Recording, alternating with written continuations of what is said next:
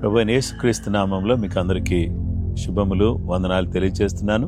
ప్రేమతో మిమ్మల్ని అందరినీ కూడా ప్రార్థనా పోరాటానికి ఆహ్వానిస్తున్నాను. మనం అందరం కలిసి దేవుని ఆరాధన చేద్దాం. ఆ తర్వాత దేవుని వాక్యాన్ని ధ్యానం చేద్దాం, ప్రార్థన చేద్దాం.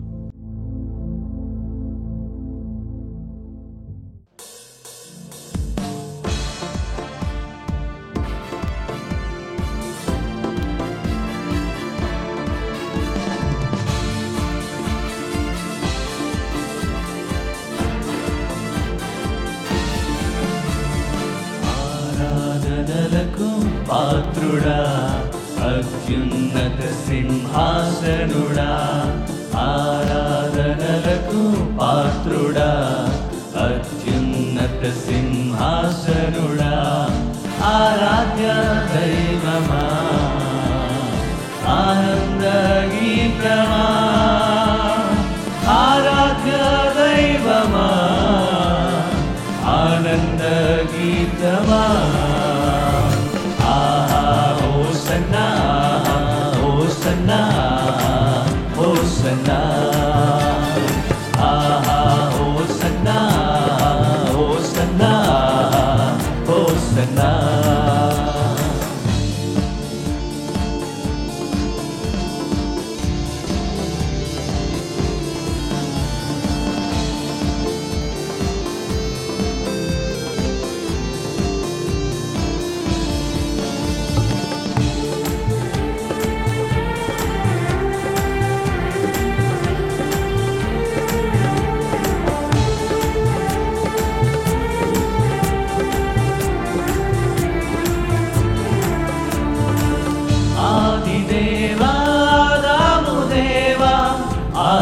Deva Alpha Omega,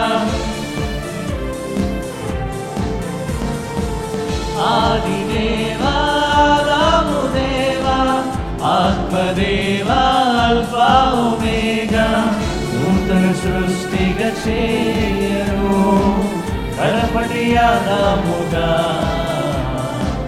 Darke Dinchitiva. నూతన సృష్టిగా చేయను, కడపటి ఆదాముగా కీర్తించితివా. హోసన్నా, హోసన్నా, హోసన్నా, హోసన్నా, హోసన్నా, హోసన్నా.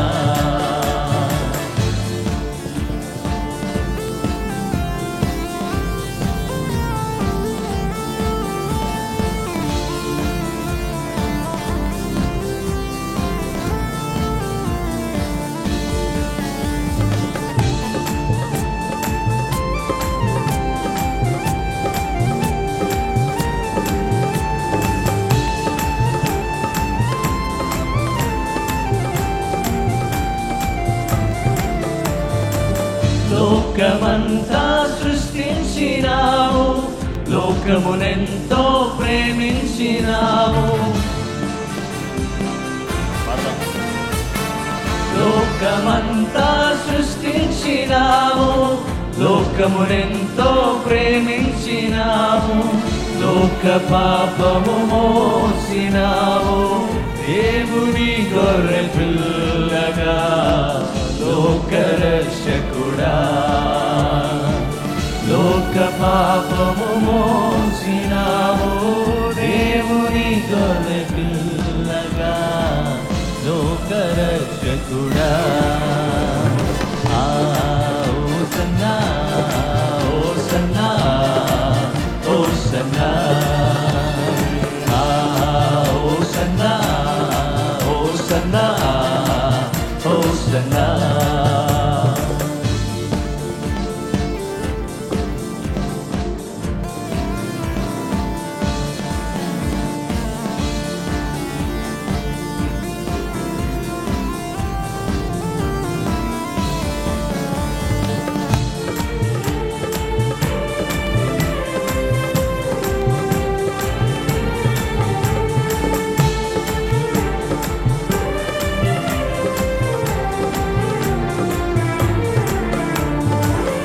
సంవత్సరము ప్రకటించినాము, చెరలోనున్న వారికి విడుదల. సంవత్సరము ప్రకటించినాము, చెరలోనున్న వారికి విడుదల. తృప్తి వారికి చూపును, కలిగిన వారిని విడిపింపవలసిన నజరేయుడ నిజ రక్షకుడా. తృప్తి వారికి చూపును, కలిగిన వారిని విడిపింపవలసిన నజరేయుడ నిజ రక్షకుడా. హోసన్నా హోసన్నా హోసన్నా హోసన్నా హోసన్నా హోసన్నా. ఆరాధనలకు పాత్రుడా, అత్యున్నత సింహాసనుడా. ఆరాధనలకు పాత్రుడా, అత్యున్నత సింహాసనుడా. ఆరాధ్య దైవమా, ఆనంద గీతమా. ఆరాధ్య దైవమా, ఆనంద గీతమా. హోసన్నా హోసన్నా హోసన్నా యేసయ్యా. హోసన్నా హోసన్నా హోసన్నా. నిన్నే ప్రేమింతును యేసు, నిన్నే ప్రేమింతును. మేవెనుదిరుగా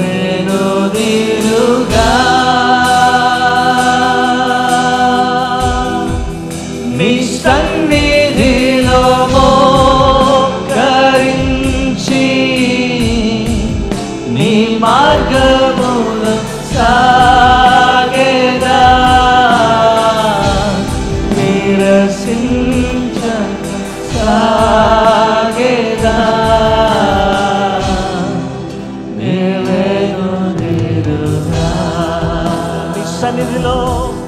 నీ సన్నిధిలో మోకరించి, నీ మార్గములో సాగెదా. నిరసించక సాగెదా. నీవెనుదిరుగా నీ ప్రేమ, నీ శక్తి నింపు నాలో. నీ ప్రేమ, నీ ప్రేమ, నీ శక్తి నింపు నాలో. ఆరాధించును నా మనసంతటితో, ఆరాధించును నా హృదయమంతటితో. ఆరాధించునయ్యా, ఆరాధించును నా బలమంతటితో, నా బలమంతటితో. యేసు నీవే, యేసు నీవే నా ప్రభు నీవే. యేసు, యేసు నీవే నా ప్రభు నీవే.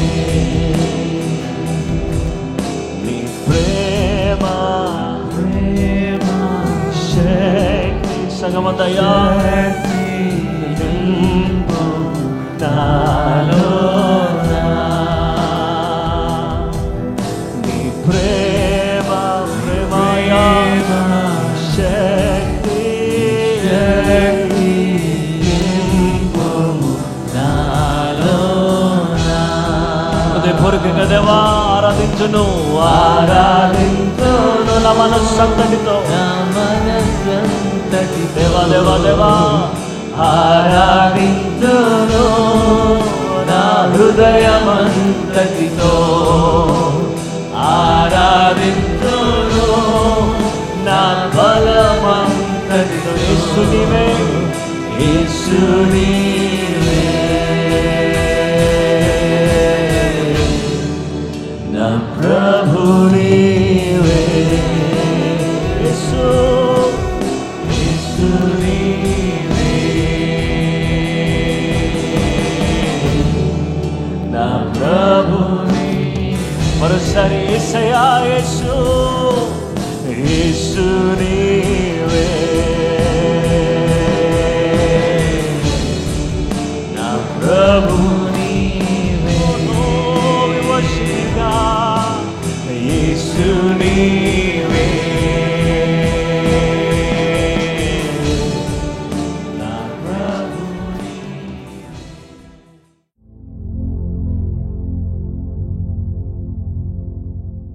క్రీస్తునందు ప్రియమైన సహోదరి సహోదరులారా, హోషియా గ్రంథం 14వ అధ్యాయం 4వ వచనం. వారు విశ్వాసఘాతుకులు కాకుండా నేను వారిని గుణపరచుదును, వారి మీద నున్న నా కోపము చల్లారెను, మనస్ఫూర్తిగా వారిని స్నేహితును. దేవుడు ఇశ్రాయేలు ప్రజలతో స్నేహం చేస్తానంటున్నాడు. I want to be friend with you అని అంటున్నాడు. నేను మీతో స్నేహం చేస్తాను, మీతో స్నేహితుడిగా ఉంటాను అని అంటున్నాడు. అంటే ఎందుకు అలా చెప్తున్నాడు దేవుడు? అబ్రహాము నాకు స్నేహితుడు అని చెప్పాడు. ఇక్కడ దేవుడు ఇశ్రాయేలు ప్రజలతో స్నేహాన్ని చేయడానికి కోరుతున్నాడు. అయితే మొదటగా స్నేహానికి ముందు ఆయన ఏం చేయాలనుకుంటున్నాడంటే, ఆయన రిపేర్ వర్క్ చేయాలని అనుకుంటున్నాడు. అంటే మన జీవితంలో ఉన్నటువంటి ప్రతి విధమైనటువంటి పాపాన్ని తీసివేసి మన బ్రతుకులో మనల్ని సరిచేస్తూ తీర్చిదిద్దాలనేది దేవుని ఉద్దేశం. అందుకనే దేవుడు అంటున్నాడు, నేను వారిని గుణపరచుదును. వారి యొక్క గుణం ఏ విధంగా ఉందంటే, నాకు వెరుగా ఉంది, నాకు దూరంగా ఉంది, నాకు బాధ కలిగించేటట్టుగా ఉంది, వేదన కలిగించేట్టుగా ఉంది. అందుకనే నేను వారిని ఏం చేస్తానంటే, నేను వారిని గుణపరుస్తాను. అంటే నేను ఫస్ట్ వాళ్ళతో స్నేహం చేయాలంటే వాళ్ళు మొదటగా ఏం చేయాలో తెలుసా? వారి జీవితాన్ని మార్చుకోవాలి. వారు గుణపరచబడితే నేను వారి పక్షంగా నిలబడి వారి కొరకు నేను కార్యం చేయాలని కోరుతున్నాను అని ప్రభువు చెప్తున్నాడు. దేవుని బిడ్డలారా, ఎప్పుడైతే ఒక వ్యక్తి తన జీవితాన్ని మార్చుకుంటాడో వాళ్ళతో దేవుడు ఉంటాడు. అందుకనే పరిశుద్ధ గ్రంథం ఇలా చెప్తుంది, ఇదిగో నేను తలుపు వద్ద నిలుచుండి తట్టుచున్నాను, ఎవడైనను నా స్వరం విని తలుపు తీసిన ఎడల నేను అతనితోనూ అతను నాతోనూ కలిసి భోజనం చేస్తాము అని చెప్పారు. మీరు తలుపు తీస్తే మనం సహవాసం కలిగి ఉంటాం. మీరు గుణపరచబడితే నేను మీతో స్నేహాన్ని కలిగి ఉండడానికి వీలు కలుగుతుంది అని ప్రభు చెప్తున్నాడు. కాబట్టి దేవుడు మీతో స్నేహం చేయాలనుకుంటున్నారా? లేదా మీరు దేవునితో స్నేహం చేయాలనుకుంటున్నారా? అయితే ఓ పని చేయండి, మీ జీవితంలో ఉన్నటువంటి ప్రతి విధమైనటువంటి పాపాన్ని వదిలిపెట్టేసి జీవితాన్ని గుణపరుచుకుని, స్థిరపరుచుకుని, సరిచేసుకుని, దిద్దుబాటు చేసుకుని మనం కనపడాలి. మన యొక్క ముఖం మీద ఏదైనా అంటితే దాన్ని ఏం చేస్తామంటే అద్దం దగ్గరికి వెళ్ళి సరి చేసుకుంటాం. దేవుని వాక్యం అనే అద్దం దగ్గరికి వచ్చి మన బ్రతుకును మనం ఏం చేయాలంటే తీర్చిదిద్దుకోవాలి. ఎక్కడ పొరపాటున్నా, ఎక్కడ మన జీవితం సరిగా లేకపోయినా దాన్ని మనం సరి చేసుకోవాలి. ఎందుకంటే దేవుడు మనతో స్నేహం చేయాలనుకుంటున్నాడు, మనం ఆయనతో స్నేహం చేయాలనుకుంటున్నాం. ఇది చాలా ప్రాముఖ్యమైన విషయం. ఇక రెండో విషయానికి వస్తే, లేక దేవుడు అంటాడు, వారి మీద ఉన్న కోపం చల్లారెను. కోపం రగులుకున్నప్పుడు, తీక్షణంగా ఉన్నప్పుడు ఏమైనా చేసేయాలి అనేటటువంటి ఆవేశం ఉంటుంది. ఎప్పుడైతే దేవుని బిడ్డలారా మన జీవితంలో మనం చూస్తే ఈ కోపము, ఈ ఆవేశము ఇది చల్లారుతుందో అప్పుడు ఎలా ఉంటుందంటే, దేవుని కోపం మన మీద చల్లారినప్పుడు మనము ఆయన దగ్గరికి వెళ్ళగలం. ఇశ్రాయేలు ప్రజల్ని దేవుడు గుణపరిచిన తర్వాత దేవుడు అంటున్నాడు, మీ మీద నా కోపం చల్లారిపోయింది. నేనేమనుకున్నానంటే మిమ్మల్ని నశింప చేయాలి అని అనుకున్నా, మీకు శిక్ష విధించాలి అని అనుకున్నా. మీ మీద నా కోపం తగ్గిపోయింది. ఇప్పుడు నా కోపం చల్లారింది. కాబట్టి నా కోపం ఎలా చల్లారింది? మీరు నా వైపు తిరిగినందుకు చల్లారింది. ఆ తర్వాత మీ జీవితాన్ని గుణపరుచుకున్నందుకు చల్లారింది. నా కోపం చల్లారింది. కాబట్టి ఇప్పుడు నేనేం కోరుకుంటున్నానంటే, నేను మనస్ఫూర్తిగా వారిని స్నేహితును. దేవుడు అన్నాడు, నేనేదో కొంచెం కొంచెంగా స్నేహం చేయటం కాకుండా మనస్ఫూర్తిగా స్నేహం చేయాలనుకుంటున్నా. ఎందుకని? మీరు పాపం నుంచి తిరిగారు, మీరు గుణపరచబడ్డారు, అందుకే నా కోపం చల్లారిపోయింది. ఇప్పుడు నేను మీతో ఫ్రెండ్షిప్ చేయాలనుకుంటున్నా. ఒక్కసారి ఆలోచన చేయండి, దేవునితో స్నేహం ఎంత గొప్పదో. అలాగే ఈ లోక స్నేహం దేవునితో వైరం, దేవునితో స్నేహం లోకంతో వైరం. కాబట్టి లోకంతో వైరం, లోకంతో విభేదం కలిగినప్పటికి కూడా దేవునితో స్నేహం చేయటం చాలా గొప్పది. ఓ రాజుగారు ఉన్నారు, రాజుగారు కుమారుడితో స్నేహం చేయటం ఎంత గొప్పదో ఒకసారి ఆలోచన చేయండి. ఎంత గొప్పది అంటే వర్ణించలేనంత గొప్పది. రాజుగారి కుమారుడితో స్నేహం చేస్తే రాజుగారి కుమారుడు దగ్గర ఏ కుదువ లేదు. అలాగే మన దేవుడు రాజు, ఆయన కుమారుడు యేసు. ఆయన ఏమని పిలుస్తున్నాడంటే, నా కుమారునితో సహవాసం చేయటానికి రండి అని పిలుస్తున్నాడు. కాబట్టి ఆ దేవుడు ఎలాంటి దేవుడు అంటే నమ్మదగిన దేవుడు. నేను ఒకరోజు ఒక దగ్గర బైబిల్ పట్టుకుని ఒక ఇంటికి వెళుతున్నాను. వెళ్ళేటటువంటి సమయంలో ఒక వ్యక్తి, ఒక చిన్న బాబు ఆడుకుంటుంటే, అసలు నువ్వెవరు? ఇక్కడ కిందకు వచ్చి మా పిల్లలతో ఎందుకు ఆడుతున్నావు? నీ కులమేంటి, మా కులమేంటి, నువ్వెవరు, మేమెవరం అని కుల వివక్ష చూపించి ఆ చిన్న పసి బాలుణ్ణి కొట్టడానికి ప్రయత్నం చేస్తా ఉన్నాడు. అప్పుడు నాకు చాలా బాధ అనిపించింది. పిల్లలు కలిసి ఆడుకుంటుంటే కులము అనేటటువంటి దాన్ని ద్వేషంగా పెట్టి దూరం చేసేటటువంటి లోకంలో మనం ఉన్నాం. దేవుని బిడ్డలారా, ఈరోజు దేవుడు మనతో స్నేహం చేయాలని కోరుకుంటున్నాడు. ఎంత గొప్ప భాగ్యం కదా! దేవుడితో స్నేహం చేస్తే ఎలా ఉంటుందో తెలుసా? 6 నెలలు కలిసి ఉంటే వీరు వారవుతారు, వారు వీరవుతారు అని సామెత ఉంది. అవును, నిజమే. ఒకవేళ మనము తమిళ వాళ్ళతో సహవాసం చేస్తే మన భాష వాళ్ళు నేర్చుకుంటారు, వాళ్ళ భాష మనకు వస్తుంది. ఒకవేళ కన్నడ వాళ్ళతో సహవాసం చేస్తే కన్నడ వాళ్ళు మన భాష నేర్చుకుంటారు, వాళ్ళ భాష మనకు వస్తుంది. మలయాళం వాళ్ళతో సహవాసం చేస్తే వాళ్ళు మాట్లాడే మలయాళీ అంతా రకపోయినా కొంచెమైనా వస్తుంది. మలయాళం చాలా కష్టమైనటువంటి భాష. దేవుని పిల్లలమైనటువంటి మనం ఏం చేయాలంటే దేవునితో సహవాసం చేయాలి.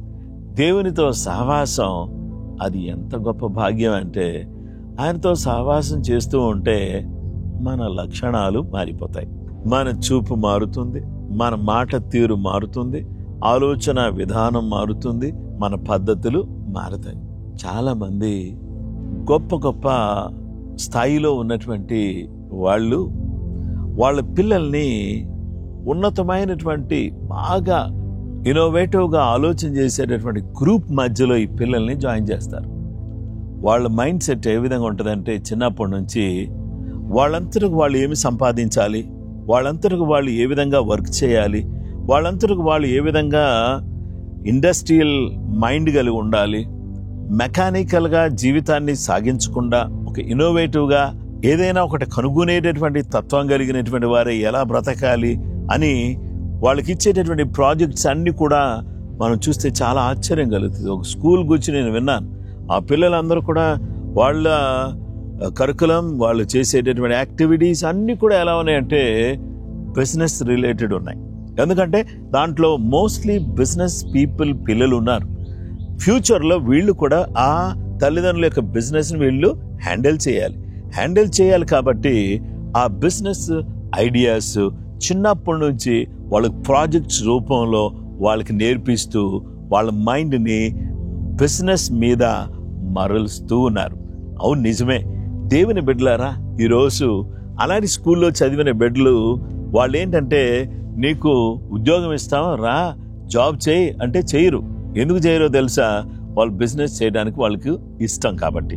దేవుని బిడ్డలారా, ఈరోజు మన దేవునితో సహవాసం చేస్తే మనం కూడా ఎలా మారిపోతాం అంటే దేవుని వలె ఆలోచించేస్తాం, దేవుని వలె తలుస్తాము, పరిశుద్ధంగా జీవిస్తాము, పవిత్రంగా ఆలోచించేస్తాము, ప్రజలకు సహాయం చేయాలని కోరుకుంటాము, ఇతరుల పక్షంగా మనము నిలబడాలనే తలంపు మనకు వస్తుంది.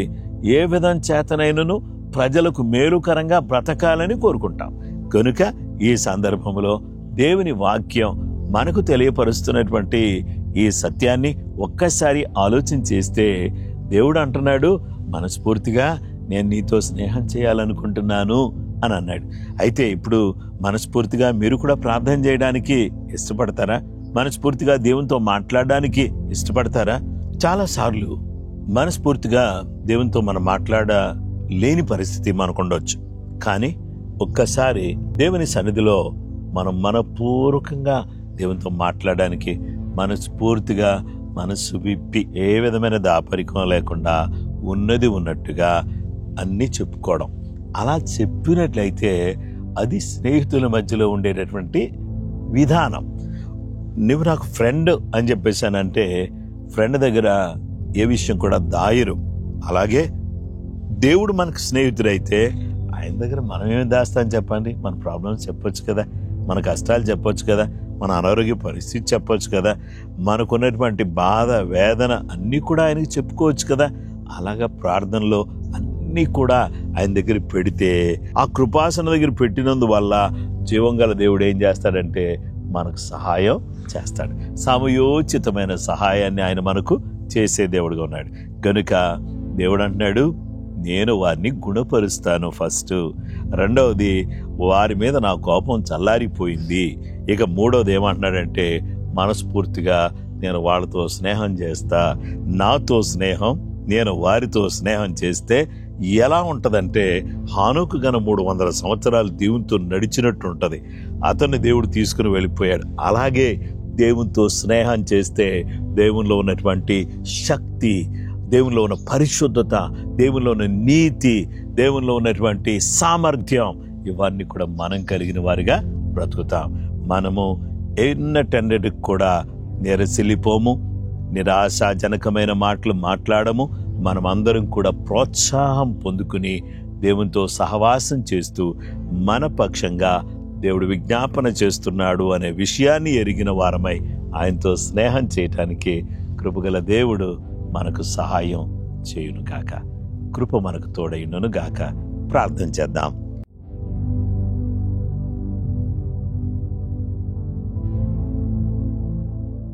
ప్రేమ కలిగిన మా తండ్రి, దయగలిగిన మా గొప్ప దేవానికి స్తోత్రం నాయన. ఇశ్రాయేలును గుణపరిచి ఇశ్రాయేలు మీద కోపం చల్లార్చుకుని ఇశ్రాయేలును మనస్ఫూర్తిగా ప్రేమించి స్నేహిస్తానని చెప్పారు కదా ప్రభు. అందును బట్టి నీకు స్తోత్రం చెల్లిస్తున్నాము. మేము కూడా నాయనా గుణపరచబడి నాయనా మీ కోపాన్ని తగ్గించేటటువంటి విధానంలో మా బ్రతుకు మార్చుకుని మీ సన్నిధిలో మీతో స్నేహం చేయటానికి కావలసిన కృప మాకు దయచేయండి. మీ ఆత్మకార్యం మా జీవితంలో జరిగించండి. నీవు నమ్మదగిన దేవుడు నాయన. ఈరోజు ఈ ప్రార్థన పోరాటంలో పాల్పంపులు పొందిన ప్రతి బిడ్డ దీవించబడ్డానికి, ఆశీర్వదించబడ్డానికి, అభివృద్ధి పొందడానికి కృప అనుగ్రహించి దీవించమని సర్వకృపానిధి యేసుక్రీస్తు పరిశుద్ధ నామములో ప్రార్థించి అడుగుచున్నాము తండ్రి. ఆమేన్. క్రీస్తునందు ప్రియమైన సహోదరి సహోదరులారా, మీ అందరినీ కూడా ప్రభు నామములో నేను అభినందిస్తున్నాను. మీరు నిజంగా ఈ వాక్యం వినడం ద్వారా మీరు దీవించబడితే తప్పకుండా వేరే వాళ్ళకి షేర్ చేయండి. మిమ్మలను, మీ కుటుంబాలను ప్రభు సమృద్ధిగా దీవించును గాక. ఆమేన్.